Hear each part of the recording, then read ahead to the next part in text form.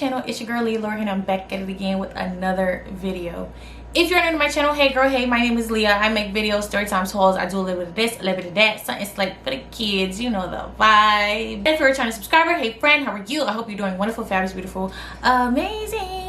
Hey guys, in today's video, I'm actually gonna be doing a get ready with me question and answer video. I was supposed to have this video up a few weeks ago, but life started lifing. Not too much.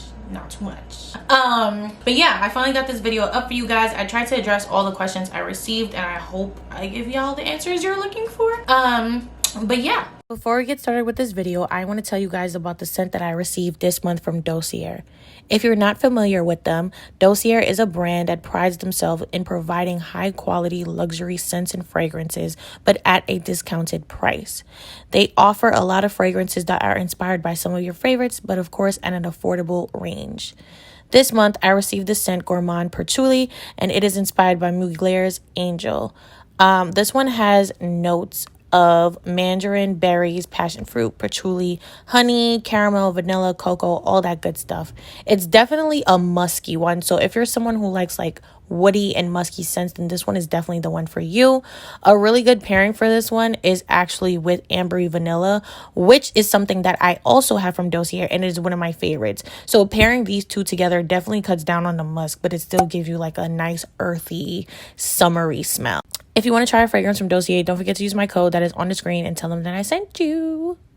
So I already put on my eyelashes and my eyebrows because I can't talk and do my eyebrows and my lashes at the same time, so I had to do that off camera. And so now I'm just gonna do like my base foundation routine while I answer some of your questions. So let's get started.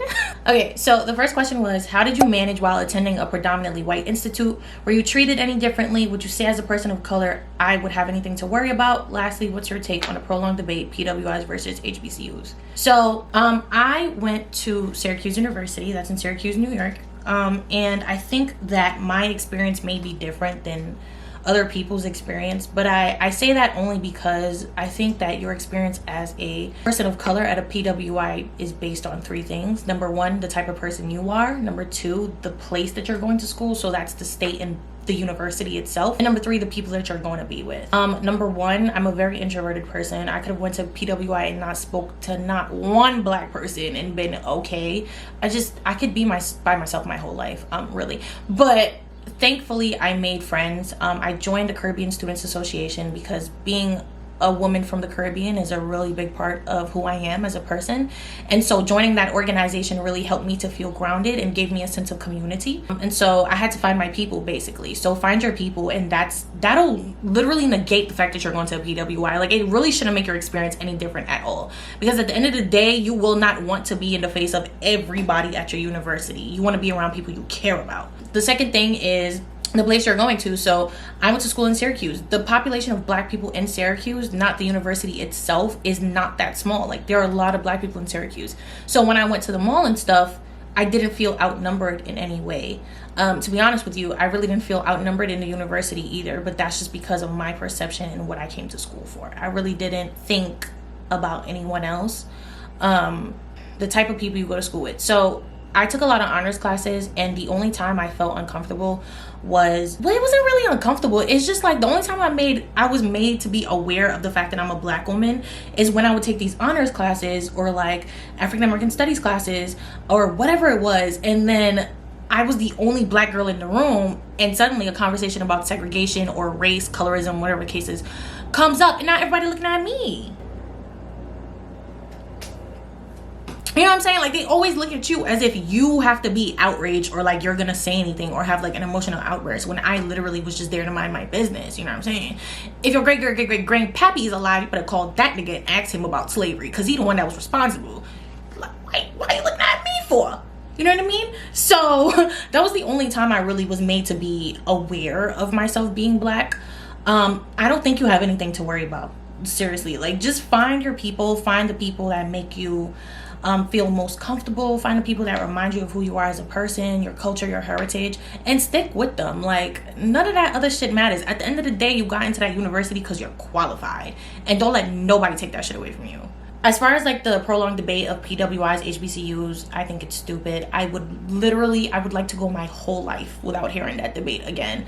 It's so dumb. Like, I'm just glad that people are getting their education and they're going to school for what they want to go to school for. You know what I mean? Like, I really don't care if you went to Howard or if you went to Syracuse, Buffalo, Albany. Like, it doesn't matter. You know, it's like this kind of like cult culture of, I went to an HBCU, I'm better than you because I had the authentic Black experience, or I went to a PWI, like I got a quality education. It's dumb. It's stupid. At the end of the day, we all graduate with the same degree and we all graduate with the same debt. So why is we fighting? You know, like, it doesn't make any sense. I never understood that. Like, why are the girls fighting about that? So someone said, "Hi Leah, I'm a junior in college and I find it difficult to stay focused and study for my classes. Do you have any advice on staying on top of your grades and feeling motivated throughout school? Thank you. Love your story times." Thank you, girl. So as far as like staying motivated and staying on top of your classes, I figured out early in my college career that I had to take myself out of certain situations in order to stay motivated. So I realized that I really could not study in my room, because my room was a source of comfort for me. It's where I watch TV, it's where I ate snacks, I call my mama, you know what I'm saying? So I could not study in my room. Honestly, I couldn't even study in my apartment just because it was too comfortable. I had to put myself in the library and other spaces where other students were studying, because it's kind of like this mentality that when you see people doing one thing, you kind of like feel like you have to do the same thing. So being in the library and seeing people studying with their textbooks and stuff like that, I was just like, okay, it's time to focus. You know, nobody's playing Real Housewives in the library, so I have to focus on what I'm doing. And so I would definitely, the first thing I would say is to take yourself out of the environment that you're most comfortable with and see how that works for you. The other thing is that make sure you're getting enough nutrients. A lot of people, when they go to college, they forget to eat, they forget to sleep, and they end up feeling burnt out. And that's why you can't focus, because your brain literally has no nutrients and it has no energy because you're depriving it of that. The other thing is, if you're the type of person that loves to study in groups, study in groups. It wasn't for me, but it might be for you. Just try different things. Like, don't stick to the same thing and be like, oh my God, this is not working for me. Take yourself out of the environments that are not conducive to your studying habits. Another question about college. Somebody said, how did you manage college, like handling classes, etc.? Any tips for a very, very tired senior? Again, just like I said, change your environment. As far as like balancing things, I had a lot going on. Like, I was a neuro student and a psych student. I was also in an honors program. I was completing a psych thesis. Like, there was just a lot going on for me in my senior year especially, and it's so easy to feel burnt out, like you can't do it, you can't finish. And the thing that I suggest is to take a nap. Hear me out. Hear me out. I know you might be saying, like, if I got shit to do, why would I take a nap? Here's the thing. If you are burning yourself out and you're cramming all the time, you're running around with a chicken with his head cut off, like, you are not conductive to what you want to do. You're literally doing the complete opposite. So you're not really an effective person if you're not giving yourself breaks. Anytime I felt like there was too much going on, I literally dropped everything. Like, even if I had a textbook in my hand, I would literally close it, drop it, I would take a nap. I promise you, when you wake up, you will feel refreshed and you will feel balanced. Remember to take breaks. I also forgot to say that another thing is to make a schedule and stick to it. Being on schedule while I was in college helped me so much, because I always knew what I needed to do at every single point in the day. There was never a time where I didn't know what I needed to do, even if it was like from 6 p.m. to 7 p.m. free time. Like, at least I knew I didn't have an obligation or something I needed to study for. Create a schedule and it will save your life immensely. Take it from somebody who still use schedules to this day. How y'all think I'm balancing a 9 to 5 and YouTube? Girl, make a schedule. Someone else said, how has dog mom life been? So dog mom life has been kind of stressful. Yeah. Like, I knew that having a dog was gonna be a big responsibility, but I didn't know it was gonna be a pain in the ass. I love Bailey. Like, she is my bestie. She's my best friend. She's my little shadow. We're together like all the time, every day. She's here with me while I work from home. You know, we have a very strong relationship, but she could be a lot. She's still not a fully grown adult dog yet. She's under 1 year old, so she still does a lot, and she thinks that she's my owner instead of me being her owner. She's a very, very picky dog. So like, I think that it's just in a Cavapool's nature to just be picky. So I'll give Bailey dog food and she'll literally look at me like I'm dumb. Like, she'll look at me like I'm stupid. So sometimes she likes to starve herself until she has to eat. So she's very dramatic, very much a Leo, you know. But yeah, she's growing, she's healthy, we're forming good relationships. The only thing that I really need to work on with Bailey is, like, she does not like other dogs. Like, she does not like other dogs. It doesn't matter if they're small, if they're a girl, if they're a boy. Like, she will black on you if you get too close. So I'm gonna work on that. Hopefully spaying her will help, but she's a lot. If y'all have advice on antisocial dogs, let me know in the comments, because I can't be responsible if she tries to bite another dog. I really can't. So yeah, help your girl out, please, please. Someone said, what do you do for a living? So I am in research. I do research. That's literally my title. I'm a researcher. I'm a researcher at a very well-known organization. And basically what I do is, like, think of it like UX UI. If you know anything about usability testing, it's kind of like that. Someone said, have you thought about doing weekly vlogs occasionally? So yes, I have actually, but the thing is, I work from home and I don't do much during the week, and so personally I feel like a weekly vlog would be very, very boring for y'all. What I am working on this summer, because by the time y'all see this video it'll be June 1st, so what I am working on this summer is actually doing bi-weekly vlogs. So I want to do vlogs for like every other weekend. So I want to do like 2 vlogs during each month in the summer, just about my weekend, because I do plan to be out more with my friends and like doing events and stuff like that. So I will vlog that for y'all, but like during the week, bro, I don't be doing nothing for real. Someone said, would you date outside of your race? Never say never, but nar. Like, okay. I would, but I like black men and I've always liked black men. So I just don't see why I would venture outside, but yeah, let me just leave it like that. Yeah. Someone said oxtail or curry goat. Oxtail, definitely oxtail. Favorite St. Lucian meal. Favorite St. Lucian meal is something called a banana salad. Hear me out. A banana salad is basically fig salad. It's like green fig that's like boiled and cut up, and you put other stuff in there, so like saltfish, mayo, I don't know what else my mom puts in there, but it's like my favorite thing to eat as far as like St. Lucian meals go. Someone said, what beverage represents your personality? I feel like iced tea, because I'm a classic. Not only am I a classic, but I could be very sweet, and other times I could be very sour if you try me. What countries have you been to? I've been to Canada, I've been to St. Lucia, I've been to Jamaica, I've been to Martinique. Let's see, where else have I been? I've been to the Bahamas. Mostly Caribbean places, honestly. So the next 2 questions have similar answers, so I'm just gonna combine them into one. Someone said, what countries have you been to and would you come back to Toronto? Oh, also, where else in the world would you live in, or what other state would you live in? So those questions have very similar answers, and the similar answer is Canada. So as far as like where else would I live in the world, I would definitely live in Canada. I always say that I'm gonna get up one day and I'm just gonna move to Canada, and I think I'm telling the truth. So as far as would I come back, absolutely. I think that my one experience in Toronto does not define the city itself. It definitely doesn't define Canada. It was just a bad experience at a club, and based on what you guys told me in the comments, like that club has a reputation for just being the worst. So definitely no bad blood with me in Toronto. Like, y'all have a really big population of Caribbean people. I have a lot of family members in Toronto, so I would definitely come back for sure. Like, if I could come back this summer, like I definitely will. And also I didn't notice that so many of y'all were from Canada. Like, so many people were in the comments like, oh my god, like I'm from Toronto, I know exactly where you're talking about. I did not know so many of y'all were from Canada, so it's pretty cool. Someone said, hi, love your content, wanted to let you know that I chose St. Lucia for my honeymoon in July based on you. I know I'm late to the question asking, but if you can answer for future, what special things should we make sure we do when we're there? We're staying at the Sandals Grand St. Lucian.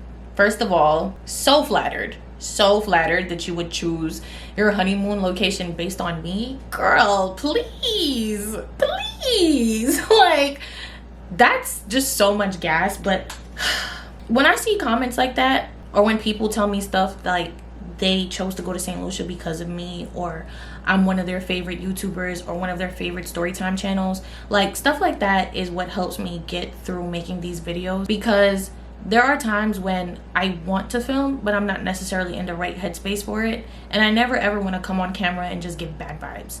I never want to come on camera and give like, I don't want to be here, or I'm sad, or I'm upset, or I'm depressed, and like kind of like transfer that energy onto you guys. And so seeing comments like that just make me feel like what I'm doing is worth it. I tell these stories because I know that it's entertaining to people, and because I enjoy telling stories.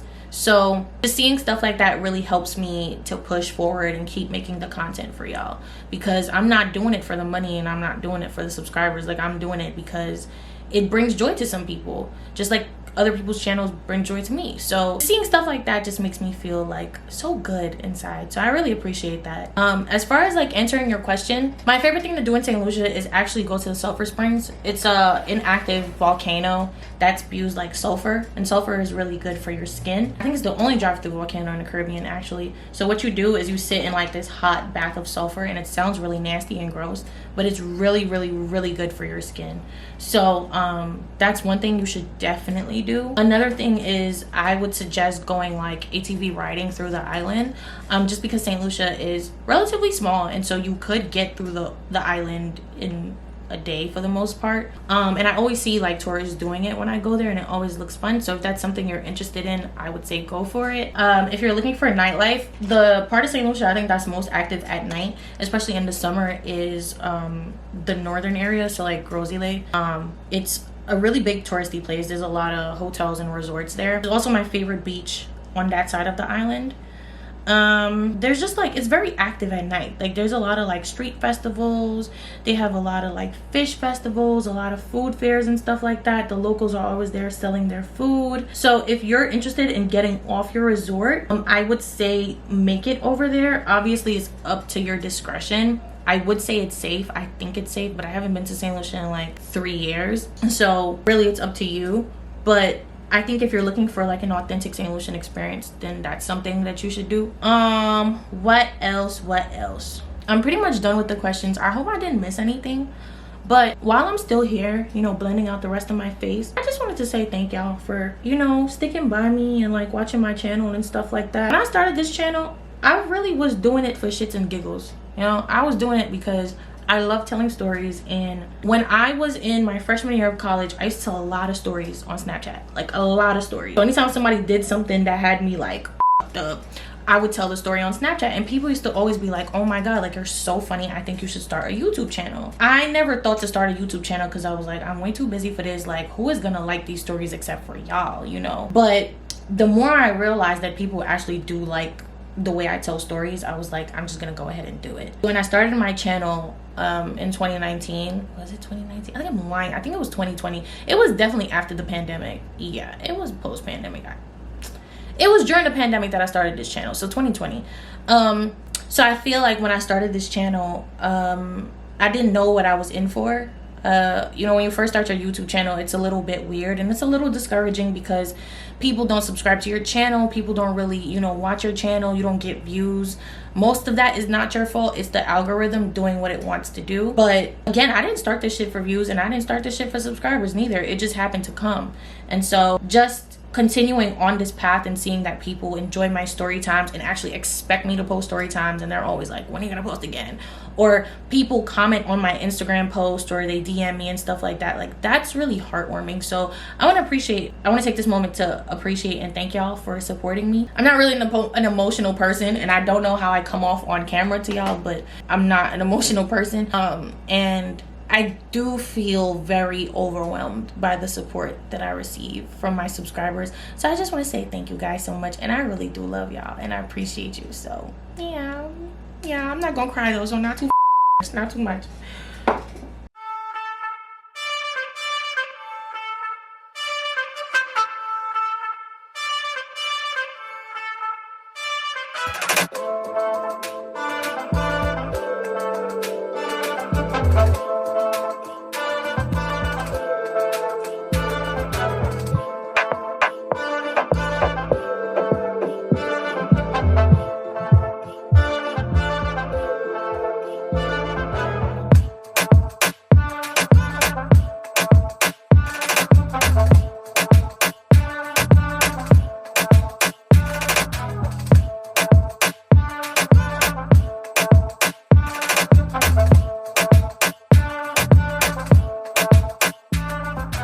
Okay guys, so that is the end of my video. This is the final look, something basic, not too serious. I'm actually gonna go ahead and film a story time for you guys, so I didn't do too much, you know what I mean?